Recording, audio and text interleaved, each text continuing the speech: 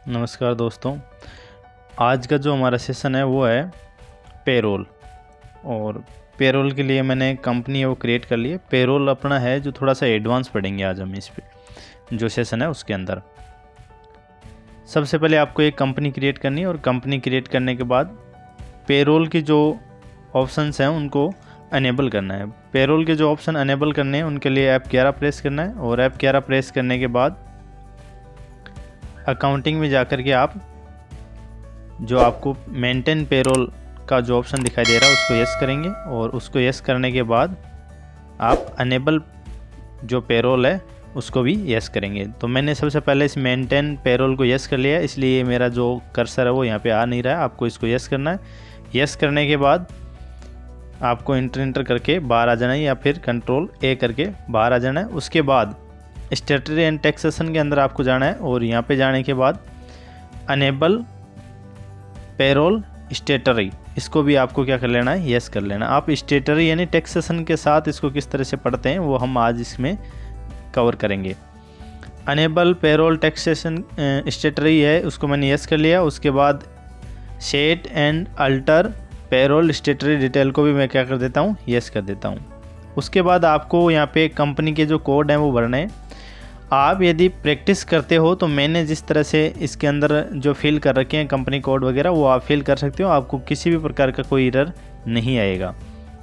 तो हम यहाँ पे क्या करेंगे, इस तरह के जो कंपनी कोड है वो डाल देंगे और डालने के बाद आपको कंपनी कोड जो एम्प्लॉय स्टेट है वो डालना है। पहले जो कंपनी कोड है वो प्रोविडेंट फंड के लिए है, दूसरा है वो एम्प्लॉय स्टेट इंश्योरेंस का है। उसके बाद ESI जो ब्रांच ऑफिस है वो पूछी गई है, वो मैंने मालवीय नगर डाली है। उसके बाद standard working day for month, इस मंथ के लिए आप जो स्टैंडर्ड जो वर्किंग डे है वो कितने हैं, 26 हैं एक मंथ के अंदर, 4 हमने छुट्टी रखी है। कम जो कॉरपोरेट रजिस्ट्रेशन नंबर है वो डालने हैं, कॉरपोरेट ब्रांच का जो नंबर है वो डालना है। उसके बाद इनकम टैक्स के बारे में थोड़ी सी डिटेल आपको यहाँ पे डालनी है। तो सबसे पहले tax deducted and collection account number, आपको जो TN बोलते हैं उसको वो डालना है। उसके बाद 10 रजिस्ट्रेशन अमाउंट नंबर डालने हैं। इनकम टैक्स सर्किल ऑनवर्ड डालना है। इसके बाद इस तरह से आप इसको सबको फिल कर सकते हैं। डिडक्टर जो ब्रांच है उसको डालना है, पर्सन कौन है जो डिडक्ट करता है इसको, उसके जो वो उस फादर्स नेम क्या है, डेस्टिनेशन क्या है, उसका पैन कार्ड क्या है, ये सब फिल करने के बाद आपको अल्टर ए करके इसको सेव कर देना है। इस तरह से आप दो ऑप्शन को क्या करेंगे, यस करेंगे और यस करने के बाद जो हमने पहले जिस तरह से कर रखी थी उसी तरह से लेज़र वगैरह बनाएंगे।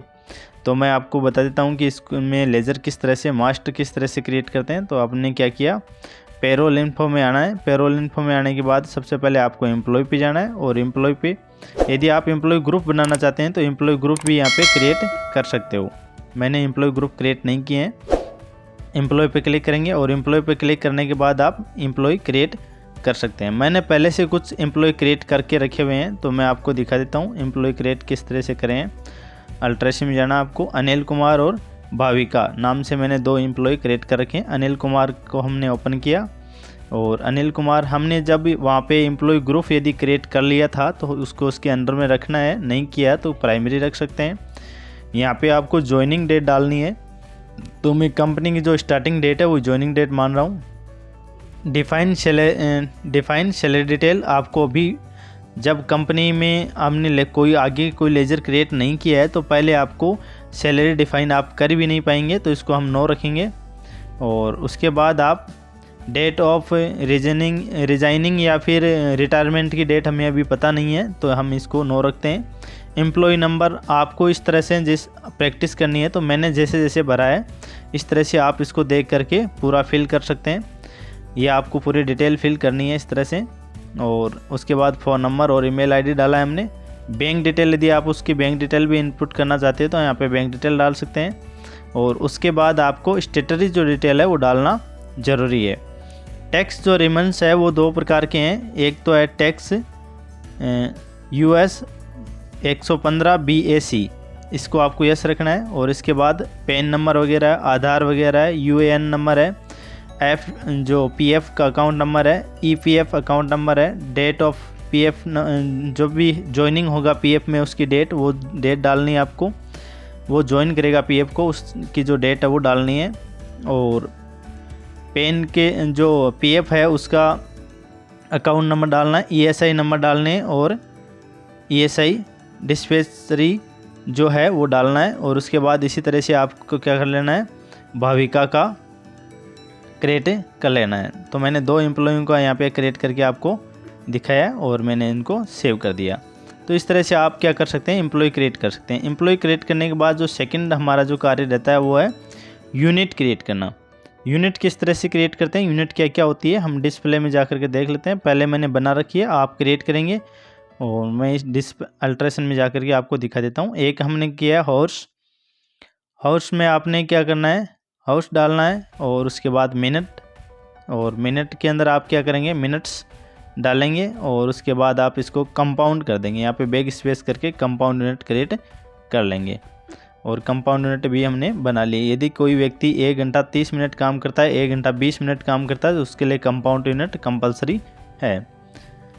इसके बाद आपको अटेंडेंस जो है वो आपको बनानी है। अटेंडेंस मैंने 2 तरह की बनाई है, एक बनाई है अब्सेंट, आपको अब्सेंट बेस पे अटेंडेंस लगानी, तो पहले हमने अब्सेंट बना ली है। और अब्सेंट को हमने इस तरह से रखा, पहले अब्सेंट प्राइमरी में रखा है इसको, और लीव विदाउट पे रखा है और डेज रखा है। अब्सेंट हम किसे मानेंगे, हम अब्सेंट लीव वो छुट्टी मानेंगे जिसमें हम उसको पेमेंट नहीं देंगे, उसे हम अब्सेंट मानेंगे। तो हमें यहाँ पे क्या रखना है, लीव विदाउट पे और डेज हमने यहाँ पे सेलेक्ट किया हुआ है। फिर है ओवर टाइम, यदि कैंडिडेट जो अपना हमारा एम्प्लॉई है वो यदि ओवर टाइम करता है तो हम उसे कुछ देना चाहते हैं, तो ओवर टाइम के लिए हमने ओवर टाइम का हेड बनाया। ओवर टाइम हेड बनाने के बाद आपको यहाँ पे प्रोडक्शन रखना है और जो आपने कंपाउंड यूनिट पहले बनाई थी और वो कंपाउंड यूनिट का प्रयोग यहाँ पे करना है। इस तरह से हमने क्या बना लिए, 2 अटेंडेंस के जो है वो बना लिए हेड। उसके बाद आपको पे हेड पे आना है। पे हेड हम किस किस प्रकार से बना सकते हैं, आपको क्रिएट करने हैं, मैं पहले से क्रिएट कर रखे हैं। तो अल्ट्रेशन में जाकर के आपको कुछ पे हेड दिखा देता हूँ। सबसे पहला जो पे हेड है वो है बेसिक पे। बेसिक पे क्या होती है, एक बेसिक सैलरी होती है, उसी सैलरी के आधार पर आगे के जो भी बोनसेस हैं, अलावेंस हैं, डिडक्शन हैं, वो बेसिक सैलरी के आधार पर ही सारे होंगे। तो सामने सबसे पहले क्या बनाया, बेसिक पे बनाया। बेसिक पे के अंदर हम जो पे हेड टाइप है वो रखेंगे earning for employ, earning for employ रखेंगे, क्योंकि ये जो पे है वो क्या है, एम्प्लॉय के लिए अर्निंग है, ठीक है। और ये जो हमारी बेसिक पे रहेगी वो फिक्स रहेगी। अंडर है वो जो कंपनी के लिए, ये क्या है, कंपनी के लिए इनडायरेक्ट एक्सपेंसेज। यहाँ पे जो अंडर हम रख रहे हैं वो कंपनी के बिहेव पे रखना है।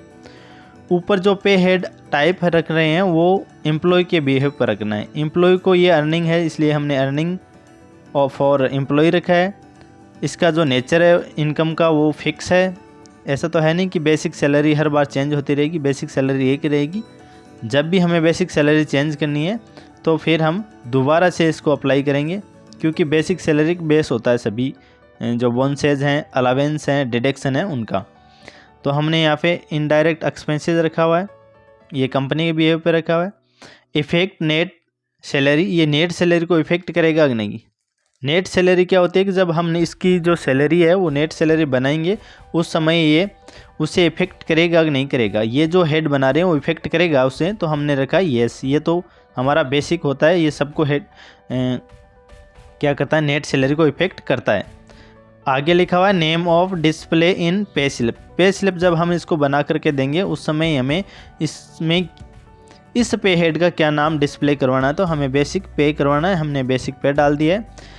फिर अब नेक्स्ट जो ऑप्शन आता है वो है use for calculation of gratuity. Use for calculation of gratuity का मतलब है कि ग्रेजुएटी वैसे होता है, यदि कोई भी एम्प्लॉई रिटायरमेंट होता है तो उसे एक लमसम अमाउंट मिलता है, और वो लमसम अमाउंट किस आधार पर कैलकुलेट होगा। यहाँ पे पूछा गया है कि बेसिक सैलरी उसमें यूज होगी कि नहीं होगी, तो हमने बोला है कि जो बेसिक पे है वो ग्रेजुएटी कैलकुलेट करने के लिए उपयोग में लिया जाएगा, इसलिए हमने इसको यस रखा है। यदि हम इसको नो रखते तो ये नहीं, जो कैलकुलेट में नहीं आता। फिर है set alter income tax detail. तो आपको जो बेसिक सैलरी है उसके आधार पर इनकम टैक्स भी डिडक्ट करना है क्या एम्प्लॉय का, तो हम इसको यस करेंगे। और यस करने के बाद आपको इधर से लिस्ट ऑफ इनकम कंपोनेंट्स में से आपको चूज करना है कि ये क्या है। तो ये हमारी बेसिक सैलरी है, तो हमने बेसिक सैलरी सेलेक्ट करी है। और फिर उसके बाद ऑन प्रोजेक्ट वैल्यू हमने सेलेक्ट किया है। ये के दो ऑन एक्चुअल वैल्यू और ऑन प्रोजेक्ट वैल्यू है, ये किसके आधार पे होते हैं। प्रोजेक्ट वैल्यू वो होती है जो हमें पता होती है पहले से कि इस तरह से इतनी इसकी जो आय है वो होएगी। एक्चुअल वैल्यू वो होती है कि हमें अभी पता नहीं है, जो जितनी एक्चुअल में हमें मिलेगी वो हम इसमें लेते रहेंगे। और प्रोजेक्टेड वैल्यू वो होती है जिसको हमें पहले से पता है कि जैसे मैं 10,000 बेसिक सैलरी दूँगा तो इसका 1 ईयर का टोटल है वो 1,20,000 के लमसम बनेगा, इसलिए मैंने इसको ऑन प्रोजेक्ट रखा है। और ऑन प्रोजेक्ट रखने के बाद आपको यहाँ पे करना है, ये जो कैलकुलेशन टाइप होगा बेसिक सैलरी का, जो कैलकुलेशन टाइप है वो हमारा होगा अटेंडेंस के आधार पर। और अटेंडेंस के आधार पर यहाँ पे आपको अटेंडेंस लीव विथ पे इसमें रखना है नॉट अप्लीकेबल, और लीव विदाउट पे में आपको रखना है अब्सेंट। अब्सेंट के आधार पे आपको इसकी जो सैलरी है वो कैलकुलेट करवानी है। कैलकुलेट पीरियड जो रहेगा वो हमारा मंथ रहेगा। और base on calculation per day ये हम रखेंगे एज पर कैलेंडर पीरियड। और यहाँ पे हमने नॉर्मल राउंडिंग रखा है और यहाँ पे 1 रखा है। तो इस तरह से हमने पहला जो हमारा पे हेड था वो हमने क्रिएट कर लिया है। सेकंड जो हमारा पे हेड है वो है HRA। सेकंड हमारा पे हेड रहेगा HRA। HRA पे हेड्स को हम समझेंगे। HRA पे हेड्स क्या होता है, हाउस रेंट अलाउंस HRA को हम बोलते हैं, और इसको हमने बनाया है। फिर यह जो एम्प्लॉई है उसके लिए ये क्या रहेगा, अर्निंग रहेगी, इसलिए हमने अर्निंग ऑफ एम्प्लॉय में डाला है। यही भी फिक्स रहेगा। यदि वेरिएबल रहता है आप चेंज कर करके देते हो तो आप इसको वेरिएबल रख सकते हो, नहीं तो हम इसको फिक्स रखेंगे। कंपनी के लिए ये इनडायरेक्ट एक्सपेंसेज है। इफ़ेक्टिव नेट सैलरी को ये इफ़ेक्ट करेगा, तो हमने इसको यस रखा हुआ है। और name of display in pay slip, तो इसमें हमने शॉर्ट नेम लिख दिया इसका HRA। और ये जो है वो ग्रेजुएटी है, उसको कैलकुलेट करने के लिए यूज़ में नहीं लिया जाता है, इसलिए हमने इसको नो रखा है। Set alter income tax detail, इसमें हमें यस करना है। और जैसे हमने यस किया, यहाँ पे आपको list of income tax components दिखाई दे रहे हैं। इनमें से आपको एक कंपोनेंट्स का चयन करना है, और वो कंपोनेंट्स है house rent allowance. House rent allowance भी हमारे हिसाब से प्रोजेक्टेड वैल्यू रहेगी। और हम इस पे जो यहाँ पे जो ऑप्शन दिखाई दे रहा है आपको डिडक्टेड TDS अक्रॉस पेड, ये ऑटोमेटिकली ही यस रहेगा। जब भी आप हाउस रेंट अलावेंस यहाँ पे सेलेक्ट करोगे ये ऑप्शन यस हो जाएगा, और हमें इसको यस रखना है। यहाँ पे एज कंप्यूटेड वैल्यू लेनी है, और उसके बाद राउंड नॉर्मल राउंडिंग लेना है, 1 डाला हमने लिमिट। और यहाँ पे ऑन स्पेसिफाई फार्मूला लेना है। पेस जो ऐड करना है वो है बेसिक सैलरी, और उसके बाद बेसिक सैलरी का हम सभी को जो HRA है वो 30% देंगे, इसलिए हमने 30% डाल दिया है यहाँ पे। बेसिक सैलरी जितनी भी बनती है उसका 30% सभी के हाउस रेंट अलावेंस रहेगा। तो इस तरह से हमने जो दूसरा पे हेड है हाउस रेंट अलावेंस वो भी क्रिएट कर लिया है। इसके बाद आपको आवर टाइम क्रिएट करना है। तो तीसरा जो पे हेड है हमारा वो है hour time. Hour time create करने के लिए हमने आवर टाइम डाला है। आवर टाइम भी एम्प्लॉय के लिए अर्निंग रहेगी, इसलिए एम्प्लॉय ये जो पे हेड हैं वो हम अर्निंग के पे हेड बना रहे हैं अभी। तो सारे के सारे जो पे हेड हैं जो अभी अर्निंग के हैं वो सारे अर्निंग में रहेंगे। ये भी हमारा फिक्स है ओवर टाइम। हम एक जो काम करेगा घंटा उसके लिए हम एक फ़िक्स वैल्यू देना चाहते हैं उसे, तो हमने यहाँ पे फिक्स रखा है। ये कंपनी के लिए इनडायरेक्ट एक्सपेंसेज है। इफ़ेक्टिव नेट सैलरी, ये नेट सैलरी को इफ़ेक्ट करता है। आवर टाइम हमें उस पे स्लिप में इसका नाम करवाना है, ऐड करवाना है। तो पे स्लिप में हमने डिस्प्ले क्या करवाना है, आवर टाइम हमने लिख दिया है। ग्रेजुएटी को कैलकुलेट करने के लिए इसका यूज़ नहीं किया जाएगा। और ये जो हमारा है वो आवर टाइम ये इनकम टैक्स है, उसके लिए अलाउ करना है इसको। और अलाउ करने के बाद आपको आना है income tax components. Income tax component है उसके अंदर ओवर टाइम शब्द से कुछ दिया हुआ नहीं है, इसलिए इसको रखना है other earning allowance fully taxable. अब अदर अलावेंस फुल्ली टैक्सेबल में जैसे मैंने आपको पहले समझाया था कि यहाँ पे दो प्रकार के कैलकुलेशन बेस होते हैं, एक होता है एक्चुअल वैल्यू, एक होती है प्रोजेक्टेड वैल्यू। अब कंपनी स्टार्ट करते समय हमें ये पता नहीं है कि ये व्यक्ति कितना ओवर टाइम करेगा, इसलिए हम यहाँ पे प्रोजेक्टेड वैल्यू नहीं ले रहे हैं। एक्चुअल वैल्यू इसलिए रख रहे हैं कि जितना ये कमाएगा उसके आधार पर ये इनकम टैक्स देगा। अब ये ज़रूरी नहीं है कि ये इस इतने टाइम ही ओवर टाइम करे, कम भी कर सकता है और ज़्यादा भी कर सकता है। इसलिए हमने यहाँ पे ऑन जो एक्चुअल वैल्यू है वो ली है, क्योंकि ये प्रोजेक्टेड वैल्यू नहीं है और इस पे किसी भी प्रकार का टीडीएस है वो डिडक्ट नहीं होगा, तो हमने इसको नो रखा है। ओवर टाइम है उसका जो कैलकुलेशन टाइप है वो ऑन प्रोजेक्टेड हो, जो ऑन प्रोडक्शन है वो रहेगा, तो हमने ऑन प्रोडक्शन लिया है। और प्रोडक्शन टाइप क्या रहेगा, ओवर टाइम जो हमने पहले बनाया था। नॉर्मल राउंडिंग हमने ले लिया और लिमिट इसकी सेट कर दिया 1, और इसको भी हमने क्या कर दिया, सेव कर दिया। तो इस तरह से हमने ओवर टाइम का जो पे हेड है वो अर्निंग पे हेड वो भी हमने क्रिएट कर लिया है। उसके बाद हम करते हैं कन्वेंस। यदि हम हमारे एम्प्लॉय को एक स्थान से दूसरे स्थान पर छोड़ने का या घर से ऑफिस या ऑफिस से घर पर छोड़ने के लिए वाहन सुविधा देते हैं, तो वो होता है कन्वेंस अलावेंस, या हम उसको पैसे देते हैं वाहन खरीदने के लिए, वाहन को हायर करने के लिए, तो हम इसको कन्वेंस अलावेंस के अंदर रखेंगे। तो हमने ये कन्वेंस अलावेंस रखा हुआ है।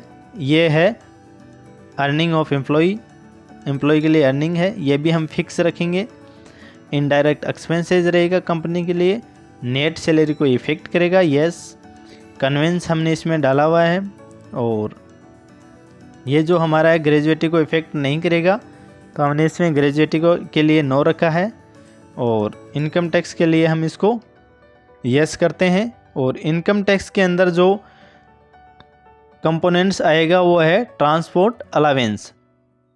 ये हम उसको ट्रांसपोर्ट अलावेंस दे रहे हैं, एक स्थान से दूसरे यात्रा भत्ता जिसको हम बोल सकते हैं, यात्रा भत्ता दे रहे हैं, तो ये ट्रांसपोर्ट अलावेंस हो गया। और ये भी लमसम प्रोजेक्टेड वैल्यू होती है, हम बता सकते हैं कि इतनी एक महीने का हमें इसको इतना यात्रा भत्ता देना है, और इस पर भी टीडीएस है वो डिडक्ट होगा। ये फ्लैट रेट रहेगा और मंथली रहेगा। नॉर्मल राउंडिंग हमने एक सेट करके इसको भी सेव कर दिया। तो इस तरह से हमने कन्वेंस का जो है वो भी बना लिया है। उसके बाद हम जो डिडक्शन है उसका बनाएंगे। तो सबसे पहले जो हमारा डिडक्शन है वो है कैंटीन डिडक्शन। एम्प्लॉय, यदि हमारा एम्प्लॉय कंपनी के अंदर कोई भी कैंटीन की सुविधा लेता है, तो हम उसका कुछ हिस्सा, सैलरी का कुछ हिस्सा हम डिडक्ट करेंगे, और वो हमारे लिए, कंपनी के लिए वो क्या रहेगी, एसेट्स रहेगी। तो हमने कंपनी जो कैंटीन डिडक्शन है वो लिया है, और ये लिया है हमने डिडक्शन फ्रॉम एम्प्लॉइज़ का ये डिडक्शन है। और कंपनी के लिए जो ये रहेगा वो करंट एसेट्स रहेगा, क्योंकि कंपनी के पास पैसे आ रहे हैं और वो कंपनी के खुद गई हैं, इसलिए कंपनी इसको एसेट्स मानती है। इफेक्टेड नेट सैलरी को ये इफेक्ट करेगा। पे स्लिप में हमें इसको कैंटीन डिडक्शन के नाम से प्रिंट करवाना है। और ये भी एक फ्लैट रेट रहेगा। हम फ्लैट रेट इसमें जब ही सैलरी डिफाइन करेंगे तो यहाँ पे फ्लैट रेट यहाँ पे डालेंगे मंथली। और नॉर्मल राउंडिंग हमने एक सेट करके इसको भी सेव कर दिया है। इसके बाद यदि आप किसी भी प्रकार का कोई बोनस देते हैं तो वो भी हम यहाँ पे क्रिएट करेंगे। तो हमने लिया है बोनस, और यहाँ पे जो पे हेड टाइप है उसमें हमने बोनस रखा है। कंपनी के लिए इनडायरेक्ट एक्सपेंसेस है, नेट इफेक्ट सैलरी को ये इफेक्ट करेगा। और पे स्लिप में हमें इसको जो डिस्प्ले करवाना नाम वो बोनस करवाना है। ग्रेजुएटी इसमें नो रहेगी। Set alter income detail tax detail है उसको यस करेंगे, वहाँ पे बोनस रखेंगे। ऑन एक्चुअल वैल्यू रखेंगे। ऑन एक्चुअल वैल्यू का मतलब है कि हम अपने एम्प्लॉय को कभी कभार बोनस देते हैं। अब ये भी ज़रूरी नहीं है कि हम बोनस देंगे ही। दीपावली पर हमने बोनस दे दिया, जिस तरह से हमारे को अर्निंग होगी, कंपनी को अर्निंग होगी, इसके आधार पे हम उसको बोनस देंगे या फिर उसकी कंपनी में किस तरह की परफॉर्मेंस रहेगी उसके अनुसार हम बोनस देंगे। तो ये ऑन एक्चुअल वैल्यू रहेगी कि हम जितना उसे बोनस देंगे उस पर इसका इनकम टैक्स बनेगा। यहाँ पे ये जो टैक्स TDS डिडक्ट है वो 9 रहेगा और ये है as user define value. User define value हम खुद डिफाइन करेंगे कि उसको कितना देना है एंट्री करते समय। तो हमने ये बोनस का जो पे हेड है वो भी क्रिएट कर दिया है। और उसके बाद रिम्बर्समेंट का हम जो पे हेड है वो क्रिएट करेंगे। रिम्बर्समेंट क्या होता है? रिम्बर्समेंट हमारा एम्प्लॉई कंपनी के लिए कुछ पैसे खर्च कर देता है, कभी कभार वो अपने पास से कुछ पैसे खर्च कर देता है और फिर वो पैसे कंपनी उसे वापस लौटाती है। पहले एम्प्लॉई कंपनी के लिए कुछ पैसे खर्च कर देता है किसी कार्यवश से और फिर वापस कंपनी उसे वो पैसे, जब वो अपना जितना भी खर्चा हुआ है वो कंपनी को प्रूफ करेगा कि मैंने ये खर्चा इस कार्य के लिए किया है कंपनी को ग्रो करने के लिए, तो कंपनी उसे वापस वो पैसे देगी। तो उसे बोलते हैं रिम्बर्समेंट। रिम्बर्समेंट का हमने जो है पेड वो क्रिएट कर लिया। ये आएगा रिम्बर्समेंट टू एम्प्लॉय। वेरिएबल है, ये फिक्स नहीं है कि कितना रुपए हम उसको देंगे, जितना उसने खर्च किया उतना हम वेरिएबल में देंगे। ये कंपनी के लिए इनडायरेक्ट एक्सपेंसेज है, नेट सैलरी को इफेक्ट करेगा। हमें पे स्लिप में इसको रिम्बर्समेंट है वो डिस्प्ले करवाना है और इसमें हमने इसको यस रखा है टैक्स के इनकम टैक्स डिटेल के अंदर। और इनकम टैक्स डिटेल के अंदर रिम्बर्समेंट का कोई ऑप्शन नहीं है, इसलिए हमने other earning allowance fully taxable रखा हुआ है। ये भी ऑन एक्चुअल वैल्यू रहेगी, पहले से हमें नहीं पता रहेगा कि कितना रिम्बर्समेंट रहेगा, तो हमने ऑन एक्चुअल वैल्यू रखी है। इसका भी कोई भी TDS डिडक्शन नहीं होगा क्योंकि एम्प्लॉय खुद अपने पास से खर्च करता है, दोबारा प्राप्त करता है। कैलकुलेशन टाइप है, उसमें हम एज यूज़र डिफाइन वैल्यू रखेंगे और इसको भी हमने यस कर देना है। तो इस तरह से हमने रिम्बर्समेंट का भी बना लिया है। उसके बाद हमारे पास जो आएगा वो है प्रोफेशनल टैक्स। प्रोफेशनल टैक्स कौन देता है? प्रोफेशनल टैक्स कोई वकील है, कोई डॉक्टर है, वो अपनी प्रोफेशनल जॉब के अंदर से कुछ टैक्स है वो देता है, उसे हम प्रोफेशनल टैक्स बोलते हैं। ये है एम्प्लॉय फॉर स्टेटरी डिडक्शन। जो टैक्स का जो स्टेटरी पे है टाइप है वो आएगा प्रोफेशनल टैक्स। रजिस्ट्रेशन नंबर आपके पास है तो यहाँ पे डालने हैं आपको। कंपनी के लिए ये क्या रहेगा? लायबिलिटी रहेगी, क्योंकि कंपनी को ये टैक्स, जो भी कंपनी इसका जो टैक्स डिडक्ट करेगी वो टैक्स गवर्नमेंट को ये चुकाएगी। तो इसलिए ये क्या है? कंपनी के लिए एक लायबिलिटी है। कंपनी अभी इसे कलेक्ट कर रही है और फिर कंपनी वापस गवर्नमेंट को चुका देगी। यहाँ पे आपको प्रोफेशनल टैक्स रखना है, ये किसी भी प्रकार के इनकम टैक्स में नहीं आएगा। यहाँ पे as per compound value automatic आ गई है, मंथली ले लिया हमने, नॉर्मल राउंडिंग 1 रखा हुआ है। ऑन करंट अर्निंग टोटल, ये जितना भी टोटल करंट में अर्निंग होगी उसके आधार पर ये रहेगा। तो हमने यहाँ पे स्लैब्स बना रखी है कि 5000 पर कोई भी 5000 की वैल्यू पे वैल्यू डाला है हमने। यहाँ पे 5000 वैल्यू पर किसी भी प्रकार का प्रोफेशनल टैक्स नहीं लगेगा। ये अलग अलग स्टेट के अकॉर्डिंग अलग अलग रहता है। राजस्थान में ये लागू नहीं है, लेकिन फिर भी हम अदर किसी राज्य में जाएंगे जॉब करने के लिए तो वो हो सकता है वहाँ पे ये अप्लाई हो। राजस्थान में इस प्रकार का कोई भी टैक्स अप्लाई नहीं है। प्रोफेशनल टैक्स में 5000 पर 0, 5000 से 8000 रुपये यदि आप कमाते हैं तो 60 रुपये देने होंगे, 8000 से 10000 पर 100 रुपये देने होंगे, 10 से 15 पे 150 देने होंगे और 15 से ज़्यादा कितने भी रुपये अर्निंग होती है करंट वैल्यू तो वो उस पर आपको 200 रुपये डिडक्ट होंगे और वो गवर्नमेंट को जमा होंगे। तो इस प्रकार से अपने प्रोफेशनल जो टैक्स है उसका हेड भी हमने बना लिया है। फिर हमें बनाना है इनकम टैक्स का।